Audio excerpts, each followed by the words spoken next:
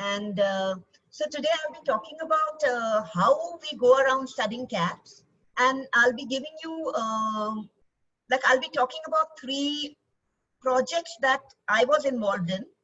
And so I'll take you down and where we use all possible techniques to study the cats that we studied. And I'll explain it in a little more detail, the results and how it was relevant to, conserving the cats. So, so there are these conventional techniques that most of us are familiar with. Camera trapping is one of them, which is really, really popular, and especially for the large cats. But when you place cameras for large cats, you get what is known as bycatch data, which is all other species that are not the focal species like tiger or leopard. But you get a lot of information on those species also. And then there are targeted studies on small cats specifically, which are very, very few, which I know only of, 2 or 3 people doing it, including myself. And the other one is looking at tracks and signs and figuring out, it's more of a survey or a very crude technique, more to figure out whether the habitat is being used by what taxa. Is it a cat? Is it a dog? Is it a bear? And then you place cameras accordingly, But, and there is a third technique using scats or poop, which I'll be talking about a little later. So let me take you through the camera trapping exercises that we used in a beautiful corner of India in Arunachal Pradesh. I think Arunachal Pradesh is one of the most beautiful states or beautiful places anywhere in the world. And I think every Indian should go and visit it, or anybody. I mean, there doesn't have to be an Indian, but there are restrictions for outsiders. But I think every Indian should visit this place. It's absolutely magnificent.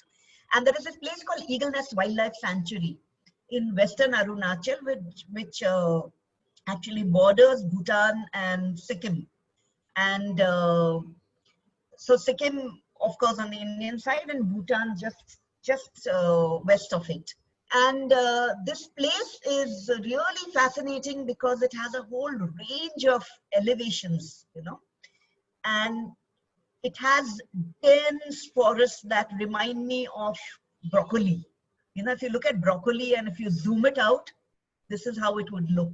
It's just dense, thick, and it's beautiful. It's magnificent. And this is a map of Eagle Nest. And as you can see, it is surrounded by the Sessa Orchid Sanctuary, and there's Pake Tiger Reserve. So it's an enormous landscape. Actually, there are much more even surrounding it. There's a Tela Valley, and there are lots of other places. So it's an enormous landscape which is really rich and beautiful and pretty much untouched relative to other places in India. And what is unique about Eagle Nest is there is a road, the white line that you can see here. There's a road that goes through Tenga. Tenga is a little township which is actually more of a military township. The army is based over there. And you have a road that runs right through the wildlife sanctuary. And it's a small road. And of course, nobody is really allowed to get into the sanctuary unless you have, a research permit or some other whatever, because the other side, this road goes into Kamanbari and then it goes into Assam. And this road over here has been kind of blocked and nobody has repaired it. So that road for vehicle traffic is pretty much not negotiable. But this road that runs right through Eagle Nest is actually a fantastic situation for research work to be conducted, because otherwise the terrain is pretty unnegotiable in other ways. It will take you much longer to do the work that you could have done without the road. So this road was great because we had a campsites along the road, and ecotourism is a very big major exercise in Eagle Nest, especially for birds. And so the locals actually conduct, it was actually organized by the forest department and a few individuals, and then it was handed over to the locals, and they run the entire ecotourism program. So So that's what, so we started our work over there, and there are several campsites on the way where we used to also camp. And so the question we asked, there were many cats in this area. You know, you have the clouded leopard, you have the leopard cat, you have the golden cat, you have the marble cat. And we thought possibly we could have also had the jungle cat. So if you look at tail lengths, I don't know if I had shown you this slide the last time, but if you look at the tail lengths of cats with respect to their body size, as a percentage of their body size, you will see that there are many cats that have their tails that are longer than their body, like the clouded leopard and the marble cat. Okay, and these are cats that are, these are little maps. If you can see them, they show the distribution, the global distribution. And both clouded leopard and marble cat are they figure more prominently in Southeast Asia, where there are rainforests. And then you have the golden cat and the leopard cat and the rusty spotted cat, which have tails that are in proportion to their body size or equal to their body size. Am I audible? Is it okay? Because my internet connection says it's a little unstable. Yes, I think there was a little bit of a single word, but I think it's okay. Okay, as long as it's like, I mean, people have understood or heard me. So there are these medium-sized, the cats with medium-sized tails, that is tails that are as long as their body. And then there are these cats that have tails which are very short. Like you have the jungle cat, like I showed you last time. You have the caracal, you have the fishing cat, and you have another cat which doesn't occur in India called the black-footed cat. Now, all these short-tailed cats live in very, very open areas, like scrubs, like scrubland, or, you know, reed beds, or you have, you know, like deserts. Okay, whereas you have the really long-tailed cats that live in, you know, rainforest areas. Now we know that the long tail is actually used for perhaps as a balance for climbing. You know, they also climb trees. And then you have the short tails. We don't know what the significance of the short tail is, but because there are so many cats from different parts of the cat tree, like I showed you the last time, the tree of the cat family, they come from different parts and they're not necessarily very closely related within the cat tree, but they all have short tails, and the one thing they have in common is open habitats. And then you have these medium size. So what is this? Is there any significance, or is there any real connection to the habitats that they're using? Is it adaptive? And that's what we wanted to check. So we had, like I mentioned, we know there are 4 cats. You have the marble cat with a very long tail that's longer than its body. And you have the clouded leopard also that is very similar, much larger than the marble cat, but also with a tail longer than the body. And then you have the golden cat and the leopard cat, which have tails that are the same size as their body. So do these occur in different kind of forests within Eagle Nest is what we wanted to check. So what we did is, because as I mentioned, there was a road that runs through, and which made it, you know, which made our exercise much more easier. And you have an elevation range which is really, really large, from 100 meters right through to 3,280 meters.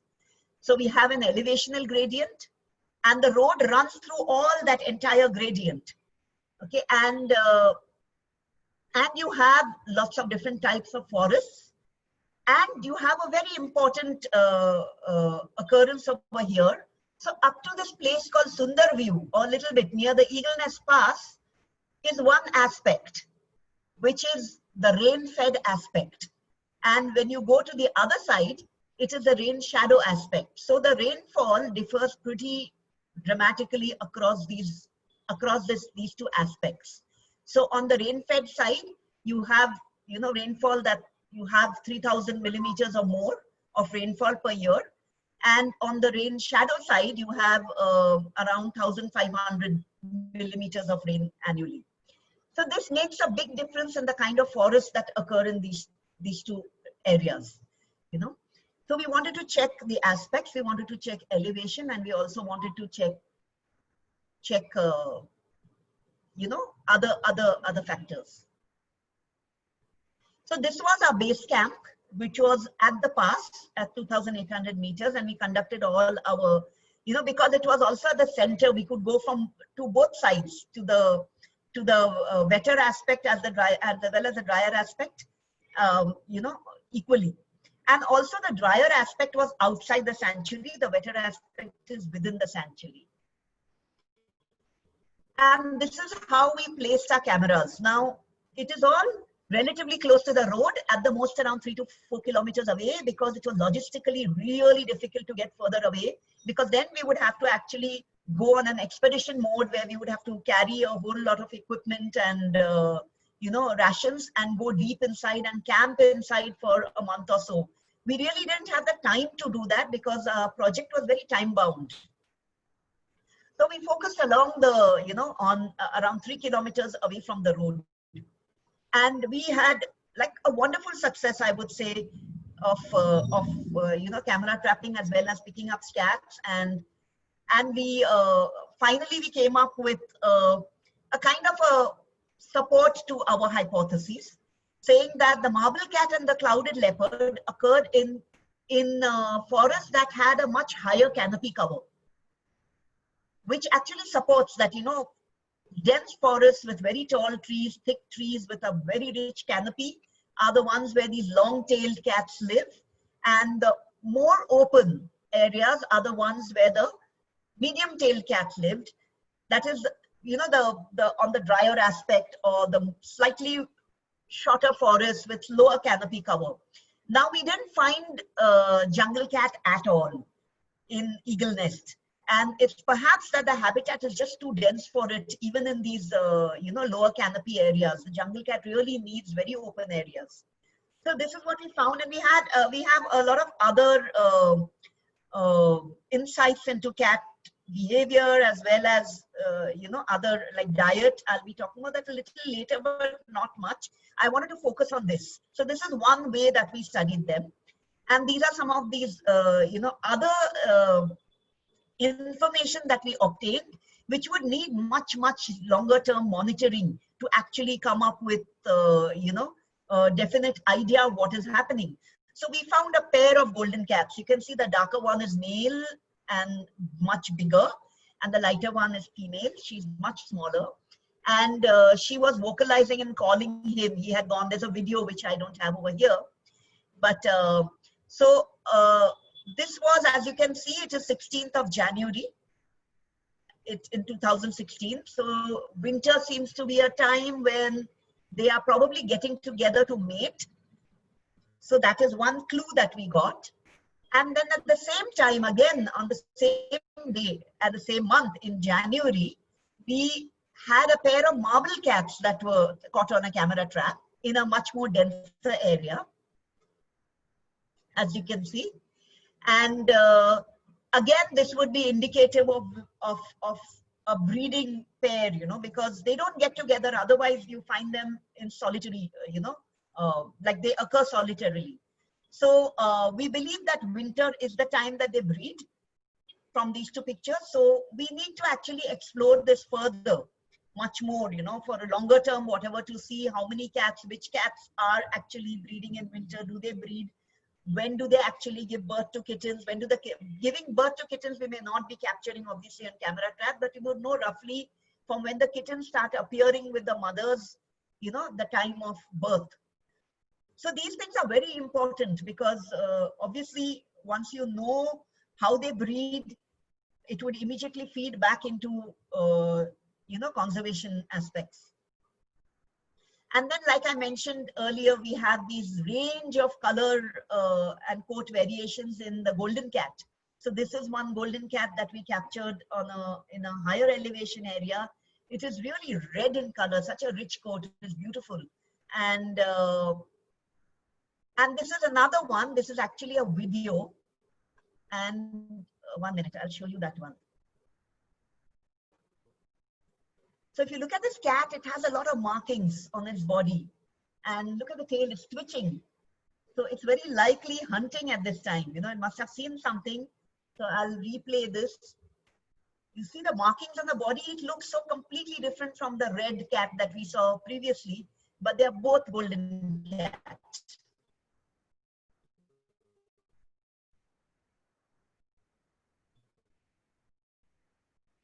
And this is a marble cat that we have. who is marking its territory with glands that are found on its cheek. I'll just repeat this because my connection says it's unstable. So if you watch this cat, it is rubbing its cheek just like the house cat does. And look at the tail, how long it is. And this is an area where we captured this road that is going through. Not just the marble cat, we also captured a clouded leopard, and we also captured a leopard cat in the same area. So this is a crucial place. How do these cats live together and how do they separate? You know, we don't know still. So now coming to another method that I was talking about is poop or scats. And this is actually a gold mine of information for ecologists who study cats, because you get a lot of information from the poop. From molecular analysis, you can actually figure out who has dropped the poop, and you can also figure out what it is that they've eaten. So it's really important. So if you know, again, from some aspects of the behavior of the cat, so when you go to collect poop, you need to know where to find it. So many of them have very specific behavioral aspects, like the fishing cat. We found that they poop in one place all the time. And then you have these groups or these, of droppings on one very specific, visually distinct site, like a culvert. And so, you can go there and pick them up. And then you collect them, come to the lab, and you identify through molecular techniques what it is, which cat has pooped. And then you can do much more out of it. So we conducted a study on the jungle cat and the leopard cat using molecular techniques and poop. So we went across India and we collected poop of different cats.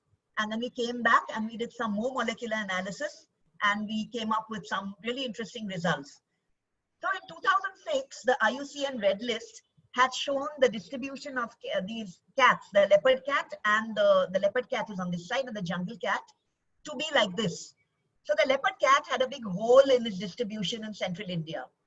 And the jungle cat was very, very, was contiguous and widespread. The leopard cat is also very widespread. These two cats are the most common small wild cats in India today. So we wanted to see that if this is the pattern, because they're both contiguous. If you see the leopard cat also, though it has a hole, the map shows that it is continuous in its distribution, and they're all connected. And the same with the jungle cat, and we thought that the genetic patterns would be very similar. Now we wanted to explore if that is true. But what we found, we were really shocked. We found that, if you look at this, it's a visual representation of the DNA data that we got. So each circle represents the number of individuals in that haplotype. Now a haplotype is any stretch of DNA which differs from another stretch of DNA of the same position, even in one location, which is called a base pair. Okay, so if they're identical, they will fall into the same circle. And the size of the circle tells you how many individuals fall into the same identical haplotype. And if you can see the nicks on the circle,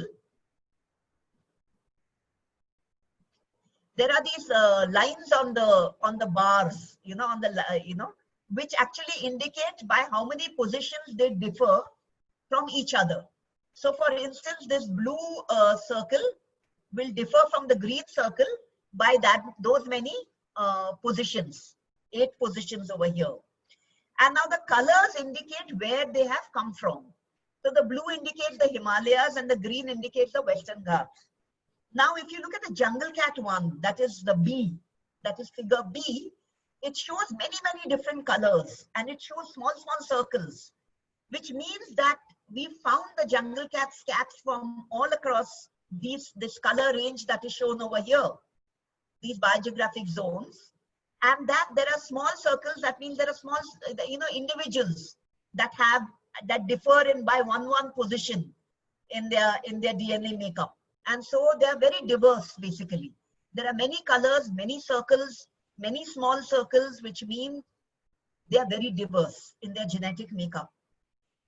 In contrast, if you look at the leopard cat, which is figure C, you will see that there are two major colors, that is green and blue. So the green, as I said, is Western Ghats and the blue is Himalayas. And as you can see over here, they are pretty different. So we got a shock because we thought they were contiguous and you shouldn't find a difference, but we found two different populations, genetic populations. Then we projected it on a slightly different analysis, that is a tree. And we got the same information. If you look at the jungle cat, which is on top, you see many, many different colors. And you see that they are all very, very shallow. It's like a comb with very shallow teeth. Whereas if you look at the leopard cat, the teeth are much longer. And there is a clear distinction again between the blue and the green. So the blue, this is the grayish blue is the northeastern region. The blue is the Western Himalayas, central and western. And the green is the Western Ghats. And you can see that they are very different. So this was really very surprising. So we said that the jungle cat patterns are as expected. They have a continuous distribution, and so they probably won't have much genetic differentiation, and that there is a population expansion, or rather there is a lot of variation. But the leopard cat patterns are in contrast. There is a very different, the Western Ghats population is different and cut off from the Himalayan population. So why is it like this? What are the implications? So then we did something called niche modeling, where what we do is you have you know where you found the locations in. We looked at locations across the globe from museum samples, from the samples we found in field. And for each location, you can actually extract climatic information. And once you extract the climatic information, you project it into a model, and the model will tell you that, okay, these are the locations where you found them in. These are the climatic conditions of the locations.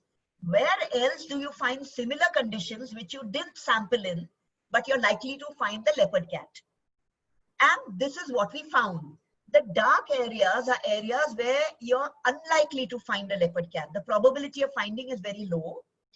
And the bright or the colored areas like the green, yellow, red are the areas where you have a very high probability of finding the leopard cat. Now you see that the central region is completely blue or dark. So you're unlikely. The model says that if you go and sample over there, you're unlikely to find a leopard cat. Okay, so we can interpret it as they probably do not occur over there. Now that came as quite a surprise.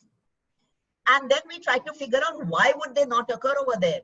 So we projected it on a temperature map. Now the red area suggests very high temperatures in summer that exceed 40 degrees Celsius. Okay, and what we found is it beautifully fits the temperature map. The leopard cat seemingly does not occur in places where the summer temperatures rise above 39 or 40 degrees Celsius. Okay, so that was new information. And now we have to test this model. So we haven't tested it as yet, but whoever is doing camera trapping, there's a lot of camera trapping happening in central India, especially with the tiger and leopard, census exercises. Until today, they have not come up with any leopard cat photograph from this zone, which actually supports our model. And why would it happen? Where would this, for instance, where would this Western Ghats population of leopard cat have come from? So we looked at the past climate. There are many models and projections of how the past climate must have been like. And what we found is that during the last glacial maxima, which is around 20,000 years ago roughly, because of the ice age, all the water got sucked out from everywhere and it kind of got accumulated in the higher, like the Himalayan regions. And the peninsular India got drier, which means it kind of opened out. The forest gave way to open habitats. And perhaps that's when what happened is the leopard cat got stuck in the Western Ghats over here. Because of a higher elevation, a cooler climate, and a more forested area, it kind of got trapped over there.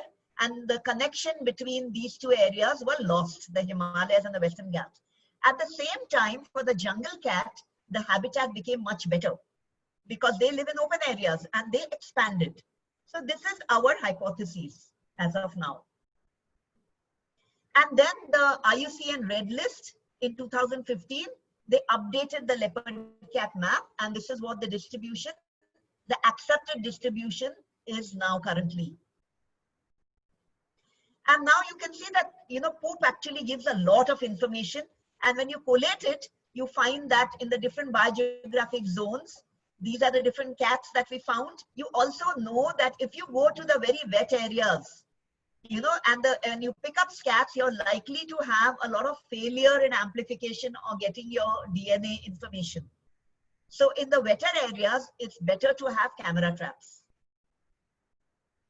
And now when you project it, we have all these distributions and we project it on the map in India. And like I showed you the last time that, Western India is so rich in cats otherwise.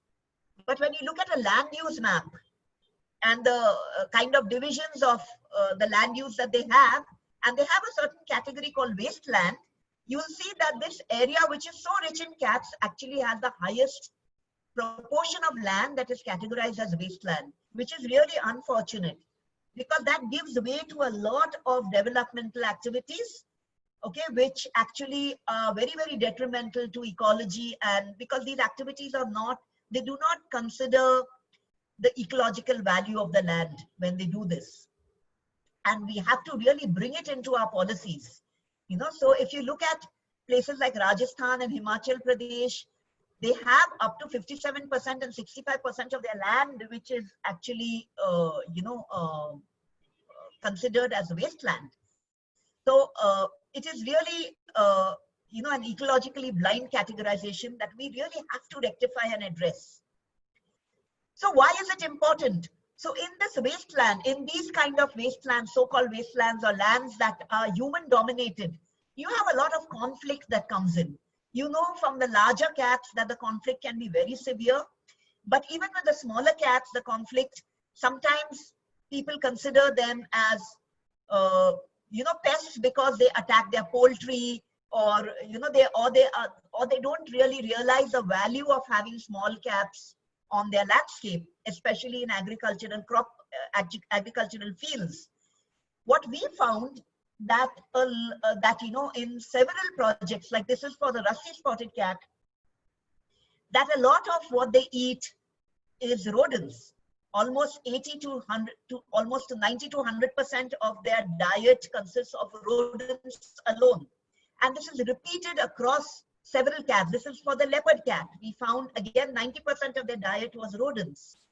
And again in Sariska Tiger Reserve, where I studied jungle cat in Karakul, again most of their diet, almost 90%, was rodents. And when we calculated backwards, we found that each jungle cat eats around 1,000 to 2,000 rodents per year. And each Karakul eats around 3,000 to 3,200 rodents per year. So together, a jungle cat and a Karakul, one jungle cat and one Karakul would eat around 5,000 rodents per year, which is a lot.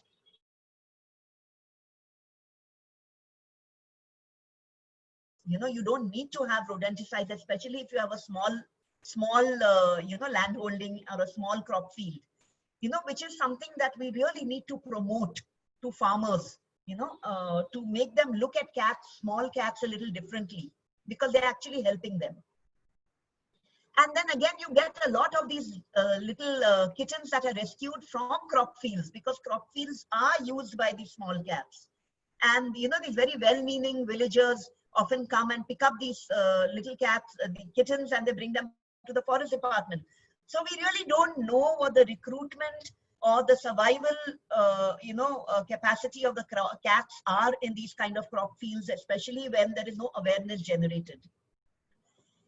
So this is a little rusty spotted cat kitten that was found near Sanjay Gandhi National Park in Mumbai. Okay, and it was brought to the forest department, and they, I think she's still around over there. And then there was some camera trap photographs of a beautiful jungle cat in Sanjay Gandhi National Park again. So we realized that these two cats are definitely there. And this is amazing because, of course, the leopard is also there. There were many projects going on the leopard in Sanjay Gandhi National Park. And this is bang in the middle of the largest metropolis in India.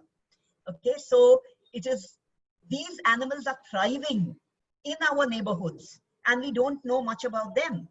And a lot of citizens of Mumbai didn't know much about them. So what we decided is that let's have a project, let's call in people, the citizens of Mumbai, and let's involve them in a research project where they will not only become aware of the cats that they live that live in their neighborhood, but also how you can study the cats. So our objectives were actually to look at where these cats occur and to determine the diet. And we actually involved a lot of volunteers. Those are the citizens of Mumbai. Many of them, we trained about 38 of them, and over several sessions. And we taught them camera trapping. We taught the forest department monitoring of water holes and monitoring of forests. We taught the volunteers how to monitor the forest using simple apps on your phone, and also what a scat looks like, what can you do with a scat, how you collect a scat. And then some of the volunteers actually went on to, they were college students, some of them, they went on to doing their master's dissertations or their internships, looking at it in more detail and in a more scientific manner, which would probably help them in their career later on if they continue in this field. And we collected scats, and we had a certain protocol, because when you're working with volunteers and you've trained them, but the training sessions are not so rigorous or not like you would train them in college. So we had to have a situation where there were bound to be many errors. So what we did is, when they were supposed to collect scats, when they located a scat, they would actually put the vial with the number and the date and the latitude, longitude, and they would we had an app on the phone. You have many of these GPS apps, and we taught them how to use those apps. We asked them to place the GPS next to the scat with a ruler, so that you know the scale, so that you know the size of the scat, and the vial with the date and the number. They took a photograph of this and they uploaded it on another app which you can access online called EpiCollect. So because I had work in SACON, I couldn't be in Mumbai all the time. I could sit in SACON in Coimbatore and I could access whatever information they were loading up on the app. So this way we cut a lot of error, because often people make errors in labeling their samples or in writing down the correct GPS location. So we could overcome a lot of that. And then this is the EpiCollect app that we have, where you can actually feed in all these variables. And then, so we trained like around 40 volunteers from various walks of life. There were journalists, there were tour operators, there were people who ran NGOs, there were businessmen, there were students, and lots. So it was very, very interesting. They came from many different careers. And in all, over a period of 1 year, they used to go every weekend whenever they had a holiday. They would self-organize and they would go and they would collect scats and they would upload all these photographs up on the app. And then they were brought back to the lab. And there were 2 students who want to continue their internship and their MSc dissertation on this. So they brought the scats to the lab in SACON. They were trained further in how to analyze the scats using molecular tools and how to also determine the diet. And so from these scats, we found that the yellow ones are where the rusty spotted cat scats were found. So now we knew that they were there in many parts within the park. And interestingly, this is where I live in Mumbai. I am from Mumbai, and this is Dahisar, and I live over here. And just behind the building, there is this place called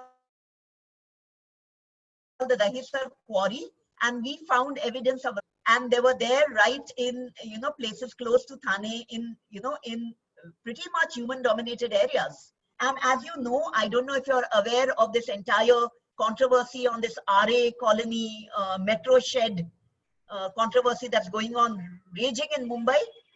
we found evidence of rusty spotted cat and jungle cat even in those areas, apart from the leopard. So those RA, that area which they were going to give up for development, was actually a very important area for these cats. Apart from that, we got a lot of information on other small carnivores. And remember, all this was generated by volunteers, you know, citizens who were not trained otherwise in these techniques. Just a short training of 1 to 2 months, and they could actually handle all this. So this is the area where we found rusty spotted cats. This is one of the volunteers who has gone to collect cats. And so now I will end over here to say that actually there's a lot that citizens can also contribute. You don't really have to be trained in ecology. You just need, of course, you need training, but you don't need to be a biologist to be doing these things. You can contribute in many different ways. So that's all I have to say today. I hope this was kind of interesting and clear. So thank you. Thank you. Thank you so much, Dr. Shamita. Thank you for that very interesting session today. It was very interesting how you spoke about the genetic differentiation of the leopard cat across Western Ghats in the Himalayas as opposed to jungle cat.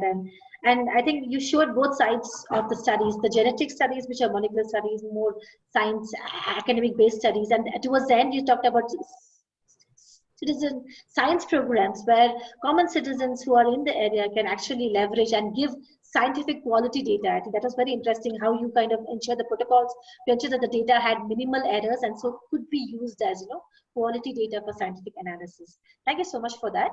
I think we can open the session up for questions. If anyone has any questions, kindly.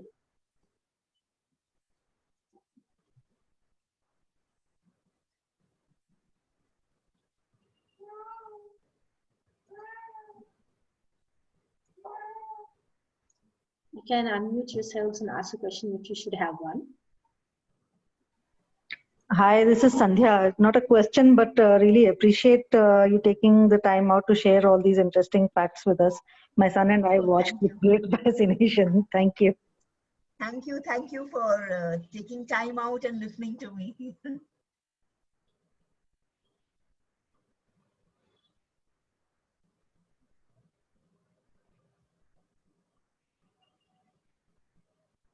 So, okay, if no one is going, I'm always up with questions all the time. So I will go with one. You talked about the SCAT analysis and how they studied the SCAT for the genetic information. You also mentioned about the monsoon conditions where the genetic information might be diluted. Could you share a bit more of how this SCAT study is done? I know, of course, it needs a formal training, but could you share a bit more about how SCAT study is done? It might be interesting for everyone.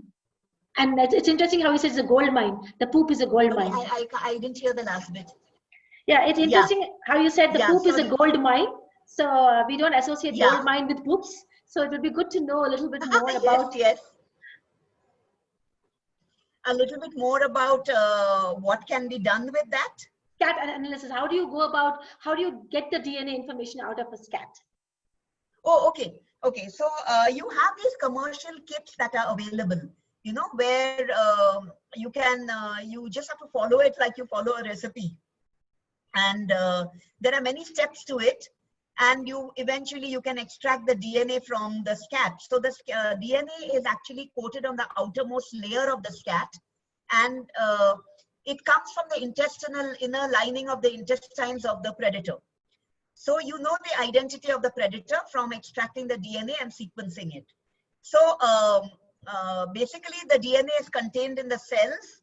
So the steps of the extraction actually break open the cells, release the DNA, wash the protein out of the DNA, and then you get the pure DNA, which is what you use. Then you have to design what are known as primers to pick up the the strand. So in the DNA, DNA is really long. So you may want a specific location of the DNA, you know, just a specific bit of the DNA. So you design primers that will pick out only that bit. And then you sequence it. And you use the same bit or the same region across all the other cats that you are going to be looking at so that you can compare and you see what the differences are. So I don't know. And so from doing that, so you know that, okay, like an eagle nest, we picked up lots of poop. And you know, these small cats, the size of their poop will be very similar. They will look very similar. So you don't know what it is. So the first identification that you do is who has pooped over here. Okay, is it a leopard cat or a marble cat or a golden cat? Now, once you know that the identity of the poop, okay, what you can do is you can even map it. Once you map it, you know that these are the places where the cats occur. So they also support your camera trap data. Okay, and another thing, like interestingly in Eagle Nest, we found that so when you collect poop, so we collected around 700 cat samples, out of which 90% or 95% were of leopard cat. Okay, so now there were two things that we found. One is that leopard cats are really abundant in Eagle Nest because we found them all across. Okay, and most of the poop was found near the road because it's easier to locate poop on the road because it's an open area. So we know that leopard cat uses the road very frequently. Now, why is it that they use the road more frequently is the second question. Okay, we haven't answered that as yet. But given that, then you analyze the diet and you see what it has eaten.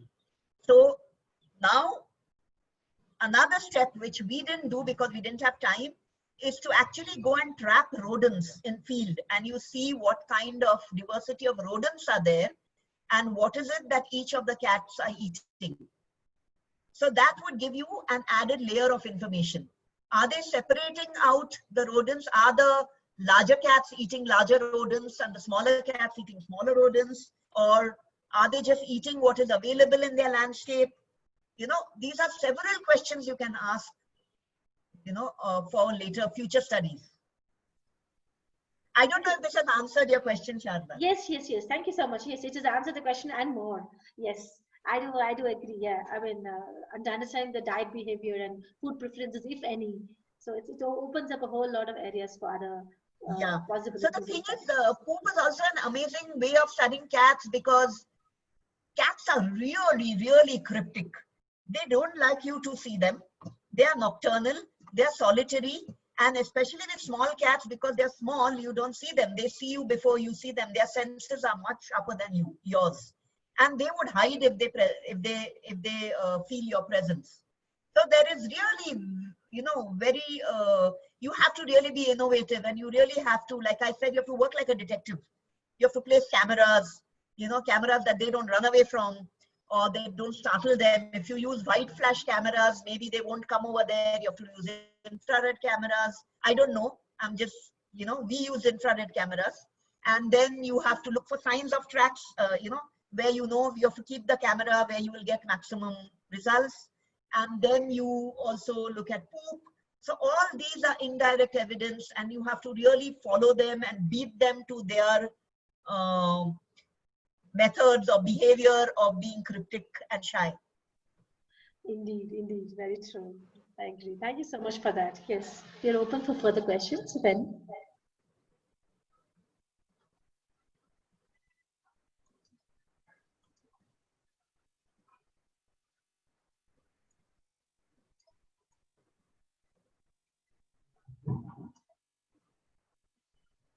Do we have any more questions from anybody on the call?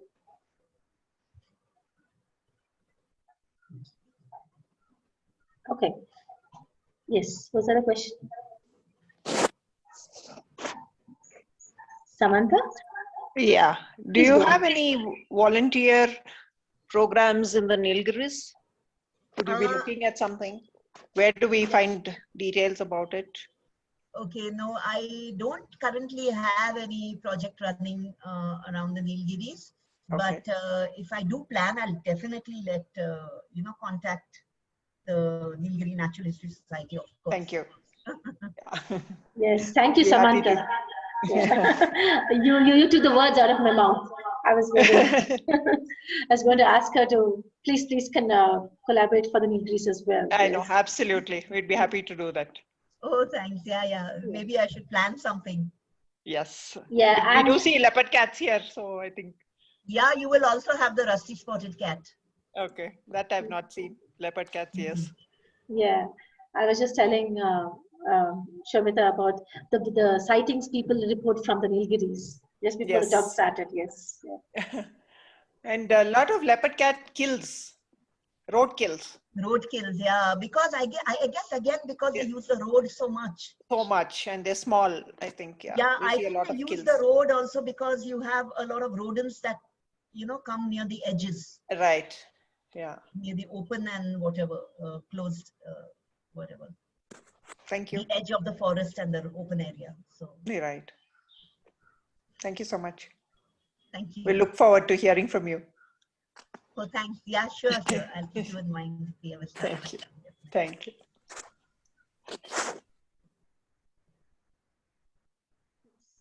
So do we have any other questions? We still have some time for anyone who has any more queries. I had a question while you're waiting for somebody else. This app you mentioned for scat collection called the Sorry, is somebody, I can't hear. Yes, can you hear me? I can't hear at all. Now, is it better? Still very soft. Okay. There's Sharda here. It's really soft. I don't know what, because my volume is at the maximum and I could hear Samantha clearly. Okay. I don't know if there's an issue with my. Yeah, now it's better. Yeah. Okay, maybe it's an issue with my microphone.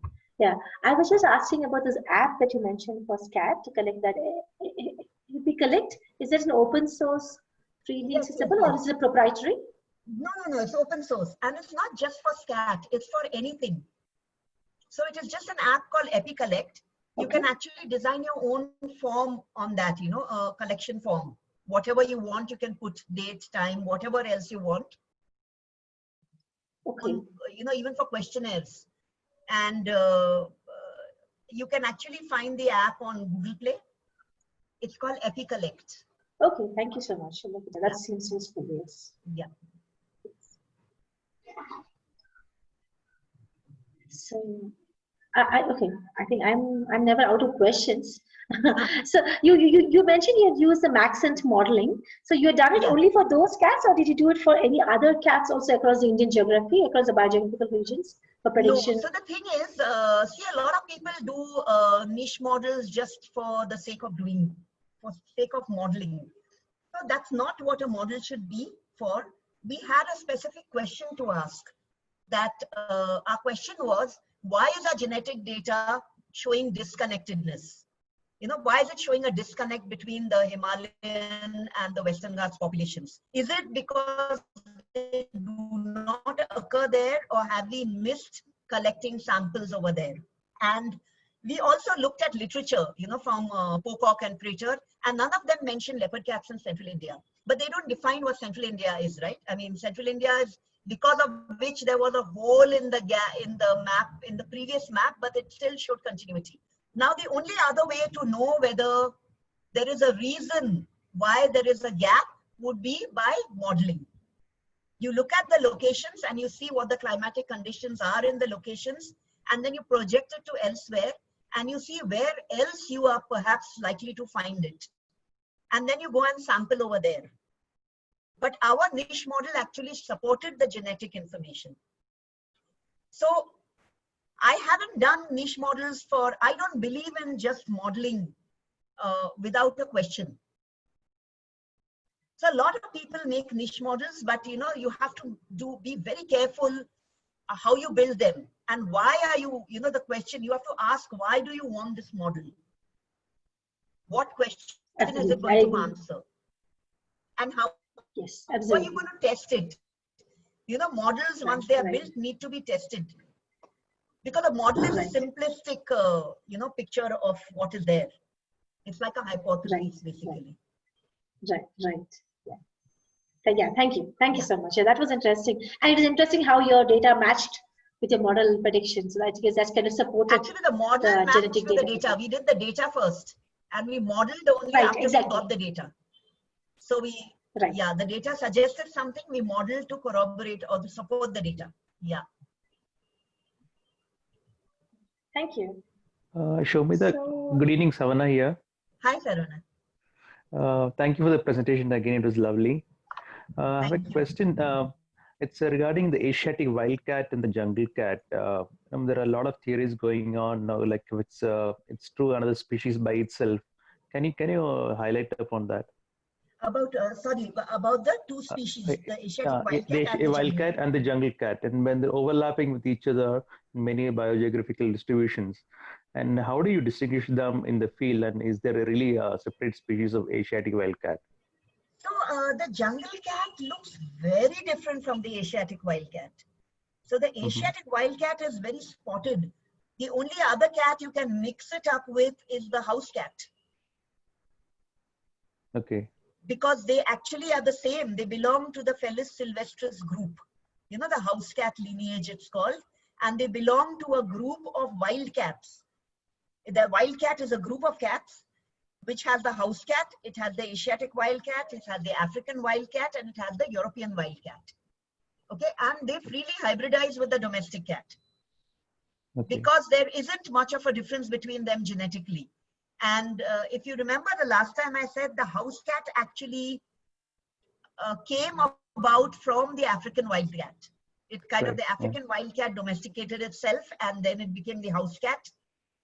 You know, because, well, in some ways they changed their behavior, and humans selected for particular coat patterns and coat colors, and then we bred them selectively like we breed dogs. And then we slowly kind of the gap between, at least morphologically, the gap between the Asiatic wildcat and the house cat really diverged. But you know, when in feral house cats and Asiatic wildcats, you really can't distinguish too much from them, between them in field. Okay. Thank you. It's quite difficult. Thank you, Shomita. Yeah, welcome.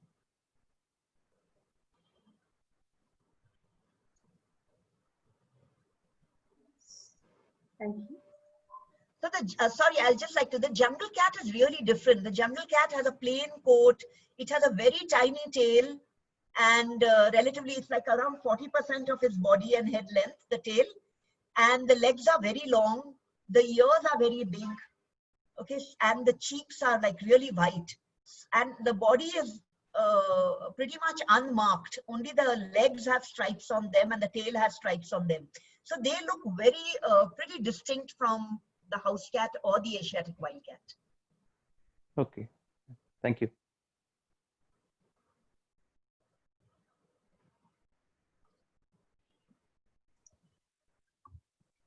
Thank you. So is that all, or do we have any other questions? If we don't have any other questions, we can kind of close 5 minutes early.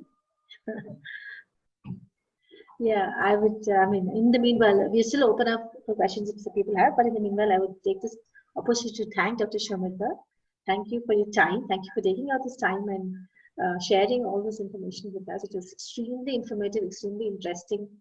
The footage and visuals are, of course, beautiful, needless to say. And I think I, for one, definitely enjoyed and learned from these sessions. And I hope the others who joined in did too. And Thank you yeah, so I much, think Shraddha. Thank you. And yeah, thanks thank you. everyone. Thank you. Yeah, I think if there aren't any more questions, and if there's, we can call it a day and take a 3-minute early break. Yeah. Yeah. Thank you so much, Dr. Shomita. Thanks Thank once again. you. We look forward to seeing you in the Nilgiris, though. Yeah. We look forward to doing some of the work. I'd love to come there. Yeah. Yes, yes. We are looking forward to collaborate, doing something in the Nilgiris. Yeah, we should plan small something. cats. We should plan. Absolutely, yes. Yes, we will keep that collaboration. We Yes. can take that forward from here on. Sure, sure. I think that's a very good idea. We should do something. Thank Yeah. you so much. Thanks, everyone. And yes, feel Thank free you. to Thanks, drop. everyone. Thank you. Thank you. Thank you so much. Bye. Bye. Bye.